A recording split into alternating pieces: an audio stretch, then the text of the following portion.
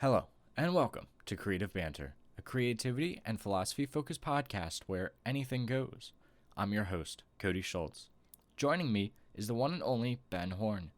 Today, we are discussing music, how it affects us, and the power it has to bring us into the past. We also speak about delayed gratification and the idea behind organizing chaos in our photography. Let's dive right into it, shall we?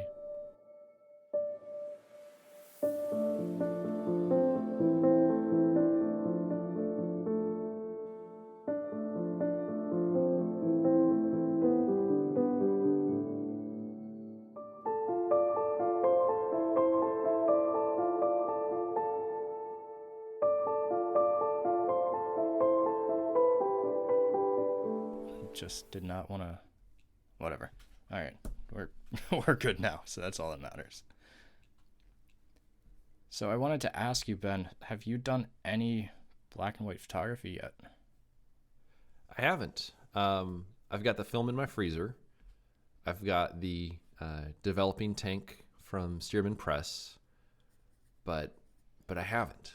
And also just as a point of reference for those listening, this is episode 13 now, and I woke up feeling pretty not great this morning. So this could very well be the COVID episode that everyone's been asking for. I don't. So think that's my been other asking for that, excuse. Yeah, that's my other excuse because I think I don't know for certain if I have it. All I know is that yesterday I skated 12 miles. I had great energy. I felt good. I was passing bicyclists, and then I woke up this morning, and I feel like I got hit by a truck. So That's no good. it's not usually a good sign. No. But so that's my long and roundabout way of saying that I have not shot black and white yet. But I think that will happen perhaps a little later on this summer, perhaps when I have a chance to get out and do any shooting. I don't know. That kind of just sounds like an excuse. You're Well, just it is, you're yeah. just scared of going black and white. Can't handle it. Yes. I would say that is a fair assessment. I will say it is definitely rather intimidating, though. I think the way that I think about subjects and composition and light has changed a bit. And just as a little bit of an example, I've in the past week or so since the last time we recorded, I've been spending a lot of time going skating. So there's this local lake I skate around. It's really fun to go skating there. And it's the same lake that I've been skating around for like 20 years. And I still remember, like, after my first day of college, it was midday, and then I went over to the lake, went skating around there. And at the time this was, I guess it was 1999. I had a MP3 player made by RCA called RCA Lyra. And so I had a playlist I was listening to as I was skating around the lake. And now that I'm skating again, I decided to see if I can rebuild that playlist. Interesting. And it's interesting, just because skating around the same lake and listening to the same songs, it really got me thinking about kind of how we relate to music with where we are in life. Have you found that to be the case for you in terms of music and associating, songs with different points in your life and stuff along those lines? I kind of go all over the place with music now, so I have definitely touched back on music that I used to listen to. Like John Denver was always huge when I was younger. Mm-hmm. And then I kind of went through like a heavy metal and rock phase through beginning of high school, and then now I'm kind of like all over the place with music. Yeah. So it's kind of hard to pinpoint, to put music to a certain time in my life, but I guess if you really like analyze it, you can kind of see a trend of like maturity, so to speak, because my music went from being very stringent on just a few artists to now being more diverse and more like being able to more easily enjoy other genres of music. Kind of a broader palette of Yeah. different artists. Yeah, for sure. I mean, I still have my favorites. And I definitely see how that definitely is something that comes, as with time. And I don't know that that's been as much my experience. I've been fairly consistent, I think, through the years. But listening to some of the old songs that I used to listen to, it is crazy how it just takes you back to that moment in time. Do you have a tendency just to repeat an album over and over again, or do you just go from one album to the next? Or I repeat albums all the time, or not always albums themselves, but because I use Spotify for my music, so I'll like songs and then I'll go to that specific artist. Like Arctic Monkeys is a big one right now, or John Mayer sometimes, depending on my mood. And I'll just go through and play the songs that I specifically liked from each of those artists. I was just on repeat for days on end. Yeah, I'm the same way. For me, the button that I have no desire to press when it comes to any sort of music listening is the shuffle button. It's I don't have time for that button. It'll just mix things up in entirely the wrong way. I just hate the shuffle button because it never seems to work right. I don't know what Spotify. It just plays what you don't want to listen to at that point in time. See, I have but my big thing with it is that I'll hit shuffle, and it's the same 10 songs that it decides to shuffle, and then they intersperse one or two songs that I haven't listened to for a while. But I used to do each year, I'd create a new playlist to try and keep the number of songs down a little bit, so that wouldn't be so much an issue.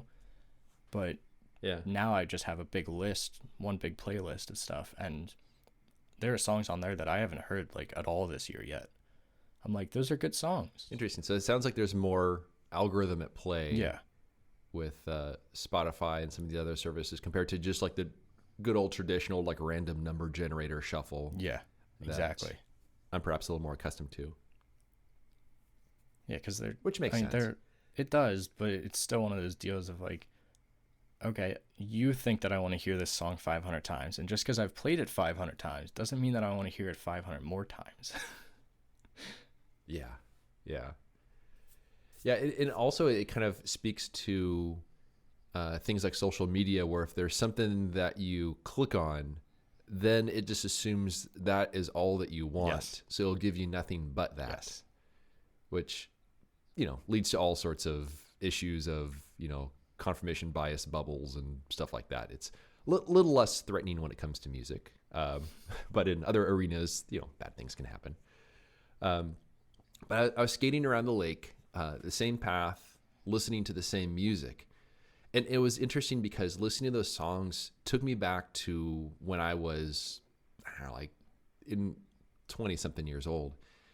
And I would skate around that lake, and there's something about exercise where your mind starts thinking, you start getting rather ambitious about, what do you want to do? And you start thinking about all kinds of cool, fun projects and stuff. And I was thinking about how at that point in time, there was no way that I would ever be able to pursue a career in photography. It just, social media didn't exist. I still hadn't quite figured out who I was in terms of an artist, and that's obviously something we all continue to, figure out as we evolve. But it was interesting because when listening to the music and then seeing the same sights that I'd seen over and over again through the years, I started, first of all, becoming very grateful for the fact that, here I am. It seems like there was just a fast forward, and, here I am again. And to think hey, I have a career in photography now, which I didn't even think would be possible. But I also noticed a shift in my perception. There are things that I have, I've seen that area so many times before, and I never really saw it very much with photographic potential.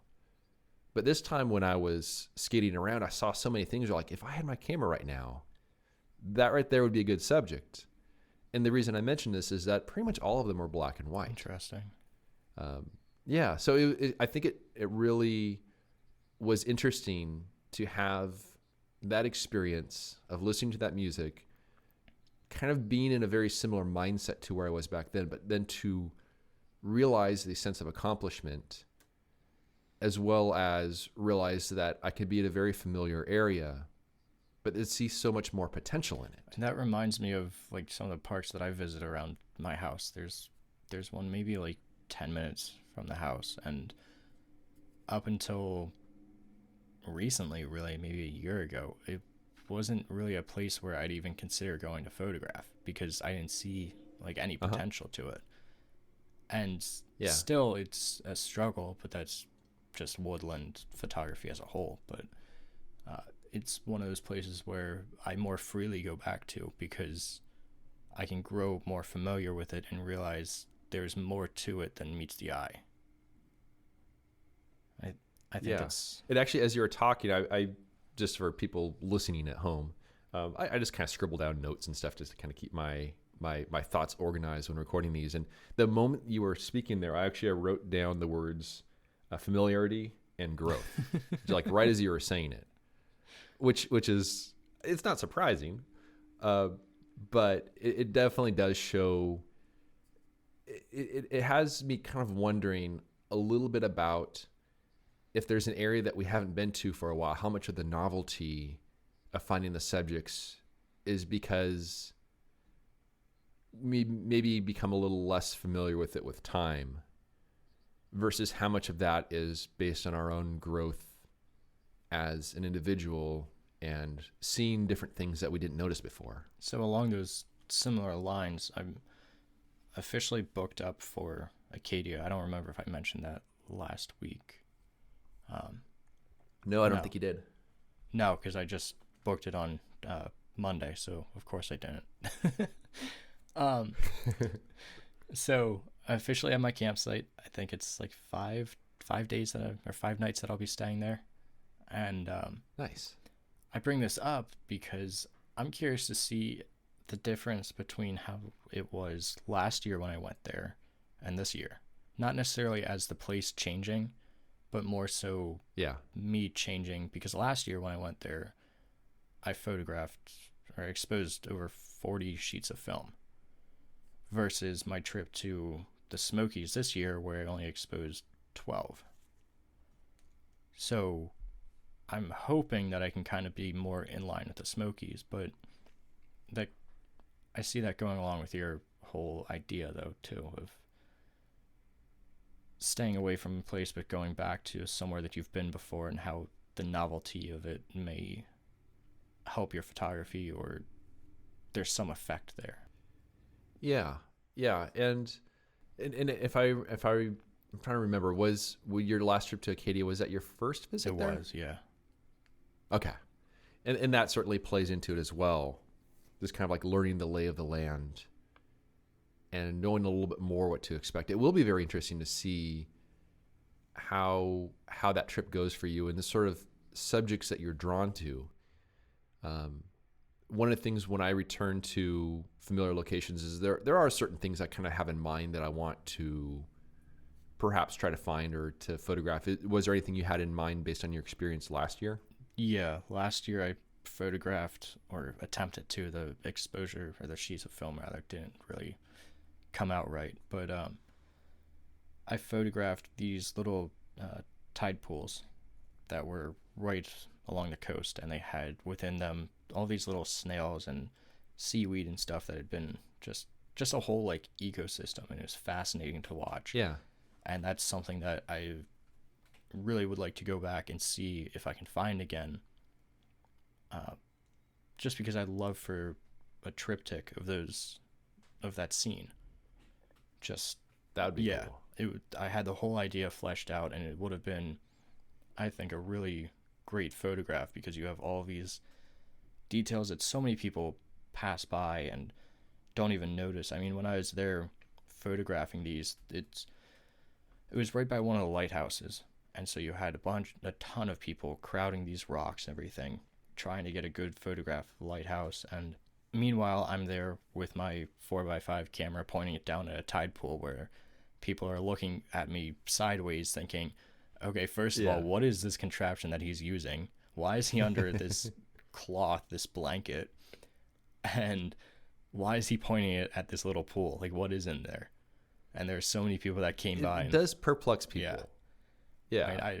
Yeah. So I just definitely, those were some of the only photographs that I was actually kind of like upset that they didn't turn out right. But I do plan on trying to see if I can find any. It'll be weird though, because I'm going in September versus May. So totally different seasons. So I'm curious to see how that area changes. Plus, it's such a chaotic environment in terms of the tides, the light. I mean, there's so many different variables. The presence of the critters that are in there. So it truly is a place that you can go back to again and again, and you're not going to find the same thing twice. Which is, it's good that you're kind of looking for more of a broad sort of thing. Like, you know, I love the textures and subjects in this area.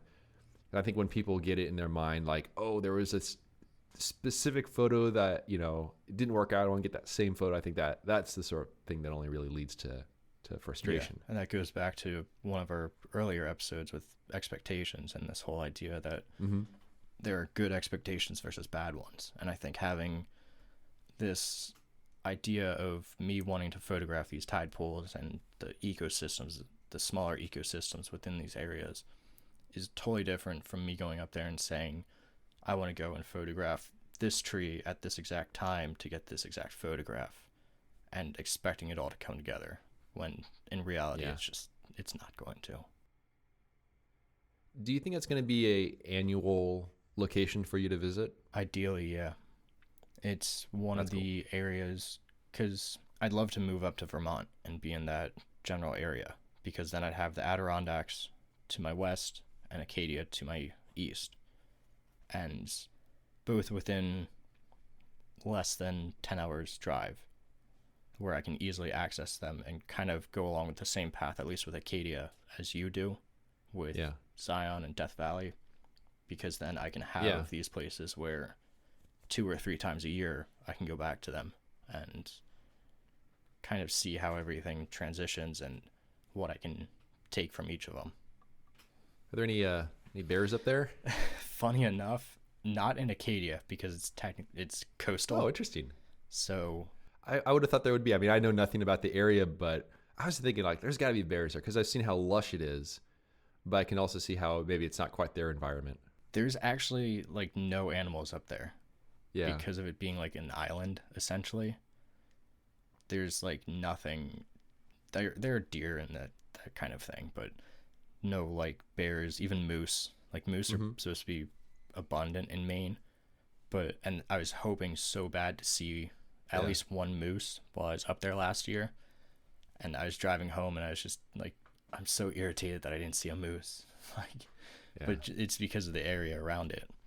But it's funny you mentioned about bears, because I have my trip to the Adirondacks where I'm meeting up with Chris Murray, and I got an email and a phone call from from the campsite that I'm staying at, saying, hey, there's heavy bear activity here, so be vigilant.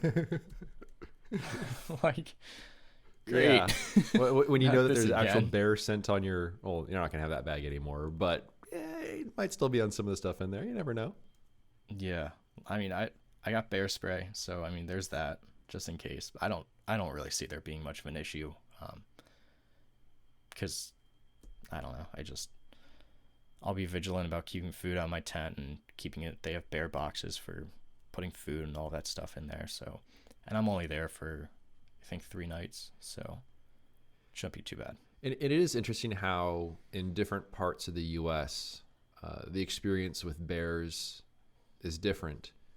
I mean, just my only experience is really in the Sierra Nevada, just a little bit, then up in Glacier, then over in kind of the Olympic National Park area, and how the bears in the Sierra Nevada, they'll just tear open a car door to get like a wrapper from a candy that's on the inside because it can smell it. It'll just, peel back a car door with no issue. Versus up in Glacier, they're saying, hey, if your food's in a hard-sided vehicle, you're fine. They're not going to get into it. And then I remember up in the Pacific Northwest where the bears were extremely elusive there. And their presence is there, but it's not the same as in other areas. And so it'll be interesting to know kind of how they are more so on the East Coast, because I have no experience with them over there. I mean, I was reading up on, because I knew in New York, if you're on like the Appalachian Trail section there, you have to have like a bear canister or like a bear bag. But I was reading through forums about people doing the whole Appalachian Trail, and they just sleep right with their food aside of them and have no issue with bears. It's like mice and raccoons and stuff here and there, but for the most part, nothing even gets close to them. Huh. I mean, I'm not that brazen. Yeah. I mean, but still, I mean, for so many people to be doing that and not having any issue, I don't think on the East Coast there's as much of a worry as there is on the West. Yeah, that is one of the areas where I am very happy that in the areas of southern Utah where I go backpacking, there's no bears. I don't have to have any like special food storage. I haven't had any issues with like rodents or mice or anything like that. So it just makes Except a little for your Forerunner. Yeah, exactly. the Forerunner itself is basically a giant charcuterie plate for all the critters that like to chew on the wires. But yeah, in terms of backpacking, not as much of a concern. Though I do remember hearing at one point someone had sent me reference to a story about them finding like some bear tracks in Zion. Basically that like some rogue bear had like kind of wandered down there. It was probably like 10 years ago or something like that. But it is interesting how they have their established territories, and there are certain areas that just don't have them because it just doesn't support them there. But like anything, I would imagine they're always kind of testing the boundaries. And I also heard that there were some wolves that made it not too far from Zion. So another thing I don't have to worry about. But yeah, we'll see. Yeah, we don't have wolves over here either. Yeah. We have coyotes and we have fox, but yeah, Europeans decimated the wolf population back 200 years ago. So unfortunately, we don't have them over here. Have you ever heard a wolf howl in person? I've never been out west far enough where wolves are to have ever experienced that. Okay. I will say I've heard it in Yellowstone. I will say it was the most like haunting sound. It struck at something that gave me chills. Probably something deeply rooted in our, evolutionary past. Yeah. But my wife and I were just out for a drive early in the morning before sunrise, and we stopped along the road near Mount Washburn in Yellowstone because we saw this light-colored wolf kind of trotting on this hillside, kind of going the same direction that we were going, but it was kind of up the hillside a little bit. If it was a dark-colored wolf, we probably wouldn't have seen it. But then we stopped there and we're just kind of like watching it, from inside our vehicle. And then it starts howling at a pack of wolves down far below us in the valley, and they're howling back and forth. Oh man, it was so eerie. It was an amazing experience, but it was unlike anything you would expect it to be. It was really crazy. Yeah, when we were hammock camping, when we were backpacking, I think I mentioned it too, but we heard what sounded like coyotes howling, and that talk about the weird experience because you're completely exposed. Yeah. I don't have a vehicle to get into. Luckily, they were owls, but still. Yeah. I mean, just to hear that, you wake up at 2:00 in the morning and all of a sudden you hear what you think are coyotes yipping and bantering back and forth, and you're listening a little bit more and you're just hoping that what you're hearing is wrong. Yeah. Because you have food not far from you and you're just, yeah. Plus you're in that sort of that delirious state in the middle of the night where you're like, where am I? Yeah. What did I get myself into? Why did I decide to do this, shivering throughout the entire night? Exactly.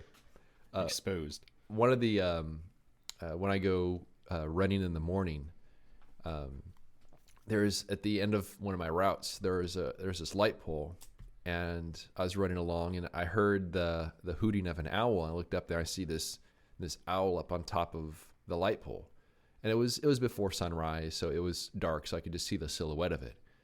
But I got a really good kick when it started hooting, because it sounded amazing, but when you look at it, it looked like a big chubby chicken, like the posture of like puffing out the chest and kind of arching its back. Yeah. So I lost a little bit of respect for them when I saw what they actually look like when they hoot. But yeah, it was I actually took some pictures of that with my iPhone.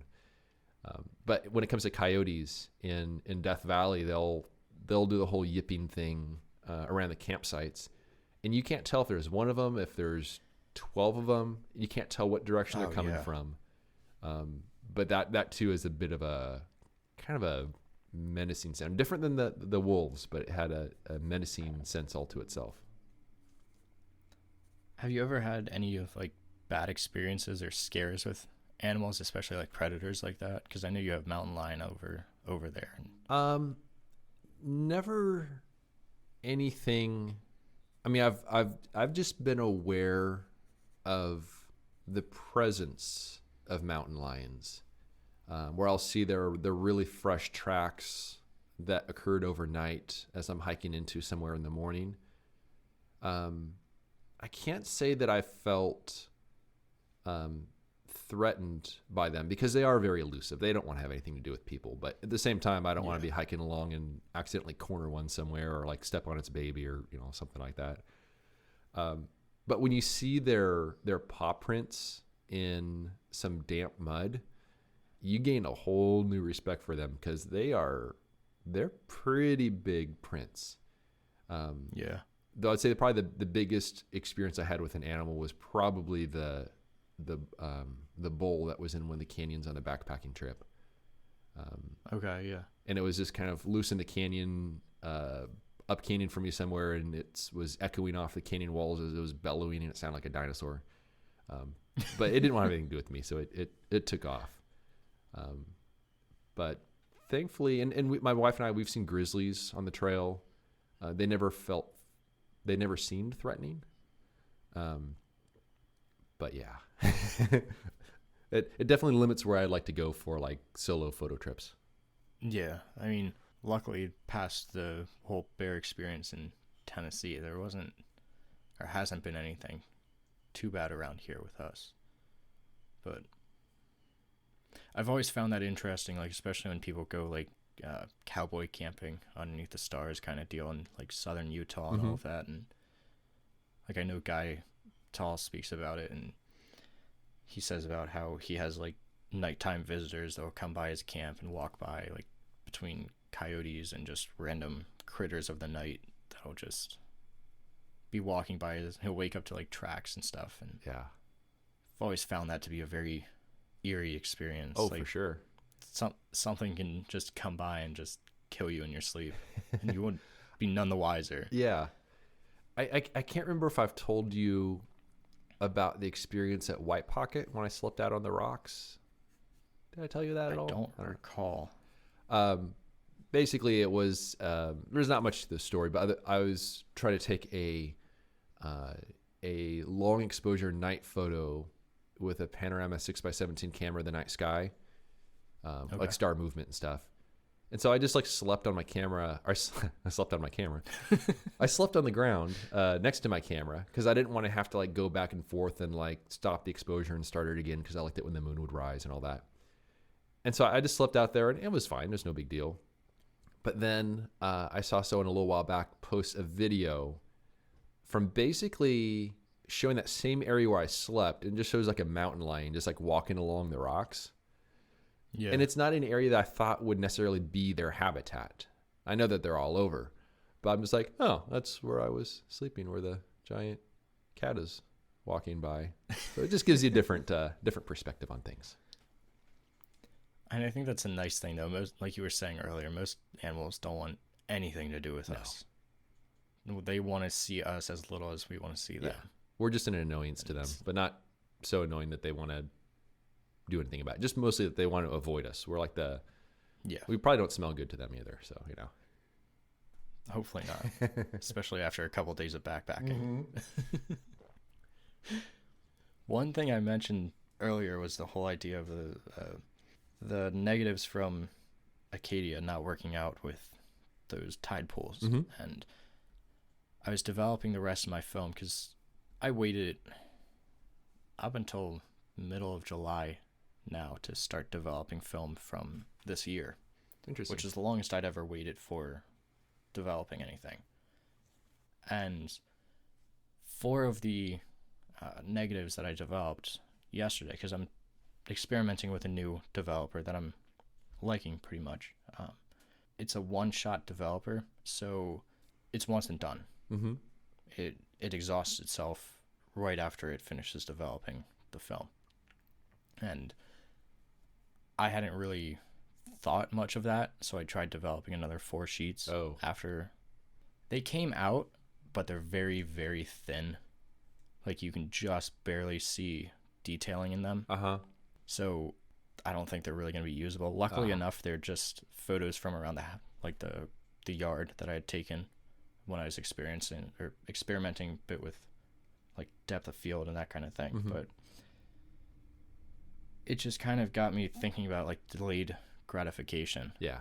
Specifically, and like the whole idea of waiting months to develop your film. And it's something that not a lot of people, especially with digital these days, really get to enjoy, as weird as it sounds to enjoy something like this. But I find that it is, like, I was developing some of these, and there were a couple times where I was like, I don't even remember photographing this. Like, one that came out was an abstract photo of water at the base of a waterfall. Mm-hmm. And I looked at it after I pulled it out of the daylight tank, and I was like, what is this? Especially as a negative. I had no recollection. I'm like, it's a negative, and it took me like a solid like 5 minutes to realize, oh, this is a photograph of water. And like, I take my phone after I pull the negatives out, and before I hang them to dry, I take a photograph of each one and then invert it just to see, basically, is my exposure okay, and that kind of thing. Mm-hmm. And I had to do that with this one, and in order to realize what it actually was, because otherwise it kind of looked like an abstract of like a tree bark or something, or it could have been anything, for anything my imagination could have come up with, which is fascinating. It was one of the first photographs of mine that have ever gotten like that. But still, to have that experience is something that years ago when I was shooting digital, I never would have been able to have. And I think people are missing out with that, but I wanted to get your thoughts on that whole delayed gratification there. Yeah, I suppose at times, instead of being a delayed gratification, it could be just delayed disappointment. But somehow that's not quite as bad sometimes. I think with time and distance from when you shoot the photos, whether something did turn out or didn't turn out, there's something about the experience where I don't really know how to describe it other than you're just more detached from the moment. I think perhaps it allows us to see the images for a bit more of what they really are. Kind of seeing more critically. Yes. And I personally feel it. I personally believe it makes me a better photographer, because it really absolutely forces me to go with my first instinct on a scene. I mean, try to get as good as I can in camera. But I think perhaps by not seeing other variations of that as I'm shooting it, the fact that I have to wait all that time to see it and then have that separation from reality, I think it makes me more so accept that, this is the picture as it is. It may not be perfect, but I think I'm going to be more satisfied with it.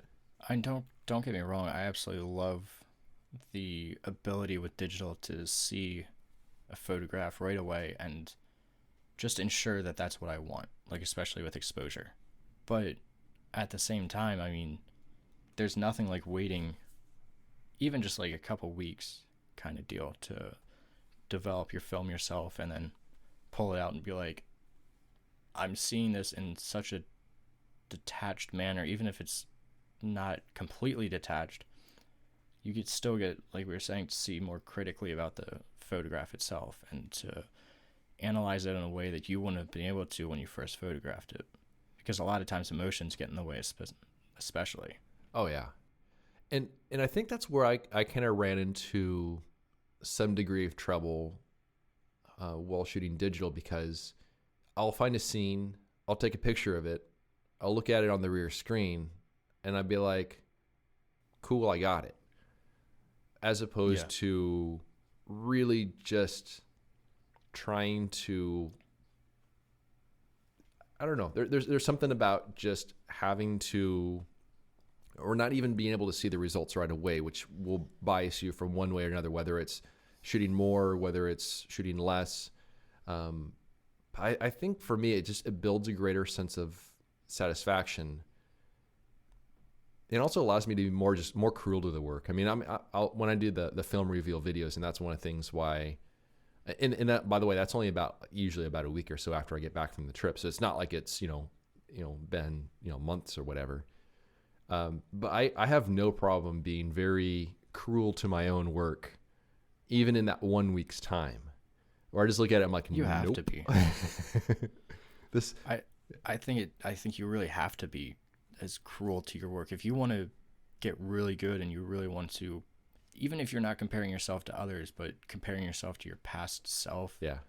And just improve as much as possible. If you're not being cruel to your work, then there's something that's missing then, I think.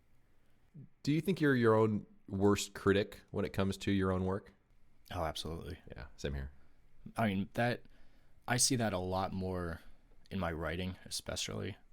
I mean, I remember, so before I start working on landscape and getting my writings published more often, which still isn't a ton, but it's more than it's ever been. I remember I would sit down and I'd try to write something, and I would just think, oh, this is terrible. Like, this is awful. But I'd send it to, like, a friend of mine or to someone else who's even outside of the photography field, and they're like, what are you talking about? Like, I could never in a million years write like this. And I think photography is much the same, too. Yeah. Where you end up becoming your worst critic, because you know what went into it, and more easily can see the mistakes that you made during any type of process, or just with writing where it just doesn't flow right, or with a photograph where the exposure is just slightly off but you can't do anything about it, or something about it, something small and minuscule, just to you is ruining the photograph, but to someone else they're like, this could be in a museum somewhere, kind of deal. I don't think anyone says that about my work, but I'm far worse. I'm much harder on myself about writing, but I think it's because there are too many options, and I start overthinking all the details. Like there's a point absolutely. in my mind that I want to express, and I write it, but then I start playing this endless game of changing around the order of the words in the sentence to have an ever so slightly different way that it reads. And I'm amazed that there's like, you can write the same sentence like 4 or 5 different ways, and it says the same general thing. The average person reading it's not going to know a difference. But I just keep like it goes down to like individual word choice at a certain point where it's just nitpicking the details, because it's not giving me the meaning in my mind that I really want it to have. And usually at that point, I start removing words, not at random, but I start removing words and try to like keep clarifying things more and more. And eventually I get to that point where it's a lot simpler. I know that there's all kinds of technique in writing that I'm just not familiar with.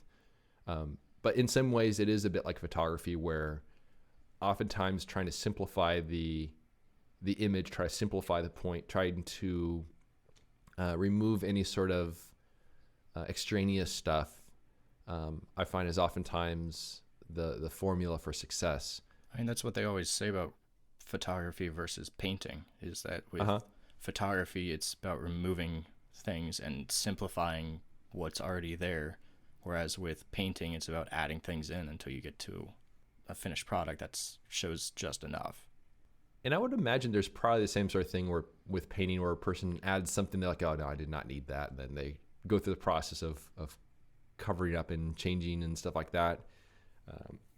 But yeah, that definitely is extremely true, where it's oftentimes about trying to simplify the message and make it clear what you're saying, but without the extraneous stuff going on that really just conflicts with the point of what you're doing. Now, along those same lines, I wanted to ask, because you have a background in graphic design, and Yeah. especially recently playing around with the logo and everything for this podcast has been quite telling in what you enjoy with that. But how do you think that helps you with your photography? I think it's the same general principles that apply. Yeah. So with design, and I never, I went to school for design. I never ended up going down that career path. My wife did. My wife does a lot of design work, and she's really good at it. But design is really comes down to it is trying to show a certain amount of information in order that the most important stuff is visible first, and then kind of in descending order, and trying to do so while making it, visually appealing, encouraging people to stay looking at it for a while and to absorb that information in the way that you really want them to. And that really, for me, is very similar to my process for photography, where with design, there's a concept you want to show. Maybe there's certain, maybe there's a headline, there's some body type, there's an image, there's all this sort of stuff that you need to lay out in an aesthetically pleasing way that's also organized. And that's very much what photography is, because you'll see a scene, all the elements are there. But with photography, it's more so, arranging those items by choosing specifically where to place the camera, the vantage point, and all the other decisions, the focal length of the lens and all that. So the principles are really the same. It's organizing chaos in a way to make the point known in terms of what it is you're trying to show in that photo.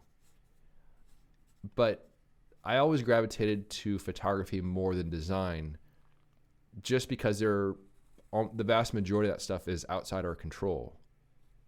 And so it makes the job actually a little bit easier. Yeah, I can see that. And I think it goes back to the whole thing with writing. I struggle with writing because there's too many variables at play. But when it comes to photography, it really is just a matter of trying to, it's a visual negotiation to try to simplify a scene. And basically it's a matter of what lens you're using in terms of focal length, where you're placing your camera, and then just waiting for that right light. So to me, it's a lot easier than design or than writing. I think there's also an aspect of it where the more that you learn about, say, writing or design, the easier it is to just simplify your tool set. Because even with photography, with large format photography, we only have a set selection of lenses that we can use for each format. It's not nearly as, we don't have zoom lenses. Can't get as easily a 14 millimeter or 10 millimeter fisheye kind of lens for an 8x10. But I think I only use one lens with my 4x5. One lens, one film stock, one camera. And even with my digital, when I was shooting with that, I was typically only using one lens, maybe two. So I think the more that we learn about ourselves as creators, as artists, however you want to say it, we are better able to make the decisions and build up this tool set that is going to help us to create in the most meaningful and most impactful manner. I know for writing for me, I like learning new words and throwing some new things in there, but my vocabulary is pretty much set as it is, and that's the vocabulary that I use across all of my writing. And I'll pick up things here and there, but I think that still relates just to photography too, where I'll pick up new little techniques and different things that I can do to improve it, but at the end Mm-hmm. of the day, I'm using a very basic set of tools to create, despite the innumerable amounts of options that I have to be doing the same exact things. So I think as we learn more about things, we're able to better mature as creators.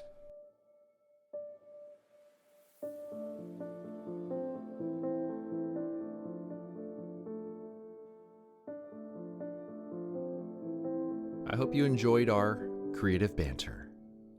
You can learn more about Cody's work by visiting his website, codyschultz.com. And you can find my work at benhorn.com. For further discussion, join us at patreon.com/creativebanter. It's a place where we can interact with you, the listener. And although we greatly appreciate those who contribute by joining a tier, discussions are open to everyone, whether you're a paying member or not. Thanks so much for listening, and we'll see you around next time.